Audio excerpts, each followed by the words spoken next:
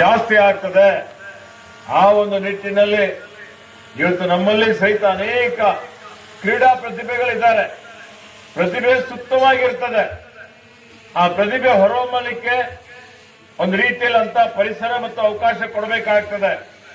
ಹೀಗಾಗಿ ಇಂಥ ಕ್ರೀಡಾಕೂಟಗಳ ಮುಖಾಂತರ ಕಾಲೇಜಿನಲ್ಲಿ ಇವತ್ತು ಆಟದ ಮೈದಾನ, ತಾಲೂಕು ಮಟ್ಟದಲ್ಲಿ, ಹೋಬಳಿ ಮಟ್ಟದಲ್ಲಿ ಇವತ್ತು ಕ್ರೀಡಾಂಗಣ ನಿರ್ಮಾಣ ಮಾಡಿ ಕ್ರೀಡಾ ತರಬೇತುದಾರ ಏನಿದ್ದಾರೆ ಆ ತರಬೇತುದಾರರಿಗೆ ಪ್ರೋತ್ಸಾಹ ಕೊಟ್ಟು, ಸ್ಫೂರ್ತಿ ಕೊಟ್ಟು ಅವರಿಗೆ ನಾವು ಅಭ್ಯಾಸ ಮಾಡಿಸಿದ್ರೆ ಇನ್ನೂ ಹೆಚ್ಚಿನ ರೀತಿಯಲ್ಲಿ ರಾಷ್ಟ್ರ ಮಟ್ಟದಲ್ಲಿ, ಅಂತಾರಾಷ್ಟ್ರೀಯ ಮಟ್ಟದಲ್ಲಿ ನಮ್ಮವರು ಪ್ರಶಸ್ತಿ ಪಡಿಲಿಕ್ಕೆ ಸಾಧ್ಯ ಆಗ್ತದೆ. ಹೀಗಾಗಿ ಇವತ್ತೇನು ಪೊಲೀಸ್ ಕ್ರೀಡಾಕೂಟ ಇಲ್ಲಿ ಈ ಒಂದು ನಮ್ಮ ಕ್ರೀಡಾಕೂಟ ಬಹಳ ಯಶಸ್ವಿಯಾಗಿ ಜರುಗುತ್ತದೆ ಅನ್ನುವಂತ ವಿಶ್ವಾಸ ಇದೆ. ಇವತ್ತು ಕ್ರೀಡಾಕೂಟಗಳು ಕ್ರೀಡಾ ಸ್ಫೂರ್ತಿ ನಿಮ್ಮಲ್ಲಿ ಬೆಳೆಸ್ತವೆ, ಸ್ನೇಹ ಬೆಳೆಸ್ತವೆ, ಸಹೋದರತ್ವ ಬೆಳೀತದೆ, ಸಾಮರಸ್ಯ ಬೆಳೀತದೆ. ಹೀಗಾಗಿ ಇವತ್ತು ನಿಮ್ಮೆಲ್ಲರಿಗೆ ಶುಭ ಆಗಲಿ.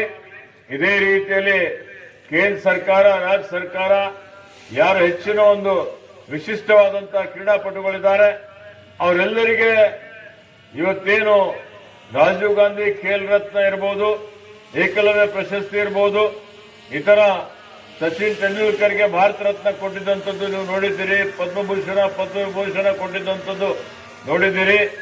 ಅನೇಕ ಪ್ರಶಸ್ತಿಗಳು ಇವತ್ತು ಅವರಿಗೆ ಸಿಗ್ತಾ ಇದೆ. ಯಾರು ದೊಡ್ಡ ಮಟ್ಟದಲ್ಲಿ ಕ್ರೀಡಾಪಟುಗಳು ಬೆಳೀತಾರೆ ಅವರಿಗೆ ಕೀರ್ತಿನೂ ಸಲ್ತದೆ, ಅವರಿಗೆ ಲಕ್ಷ್ಮಿನೂ ಸಿಗ್ತದೆ.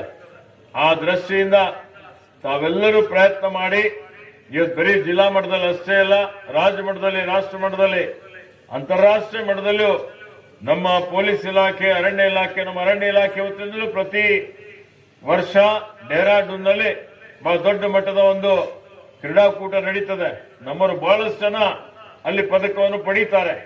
ಹೀಗಾಗಿ ನೀವೆಲ್ಲ ಯೂನಿಫಾರ್ಮ್ ಇರುವಂತ ಇಲಾಖೆಯವರಿದ್ದೀರಿ, ಶಿಸ್ತಿರಬೇಕು. ಆ ಶಿಸ್ತನ್ನು ಕಾಪಾಡಿಕೊಂಡು ಹೋಗುವಂಥದ್ದು ಇಂಥ ಕ್ರೀಡಾಕೂಟಗಳ ಮುಖಾಂತರ ಇನ್ನೂ ಹೆಚ್ಚಿನ ಒಂದು ನಿಮ್ಗೆ ಶಕ್ತಿ ಸಿಗ್ತದೆ.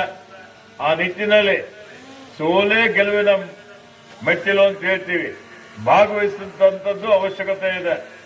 ಯಾರಾದ್ರೂ ಇದರಲ್ಲಿ ಸೋತರು ಯಾರು ಖಿನ್ನತೆಗೆ ಅಥವಾ ಒಳಪಡುವಂತದ್ದು ಅವಶ್ಯಕತೆ ಇಲ್ಲ. ಮತ್ತೆ ಮುಂದೆ ಒಳ್ಳೆ ರೀತಿಯಿಂದ ತರಬೇತಿ ಪಡೆದು, ಅಭ್ಯಾಸ ಪಡೆದು ಮುಂದಿನ ವರ್ಷದಲ್ಲಿ ಪದಕವನ್ನು ಗಿಟ್ಟಿಸಬಹುದು.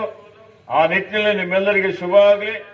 ನೀವೆಲ್ಲರೂ ಹಿರಿಯ ಅಧಿಕಾರಿಗಳು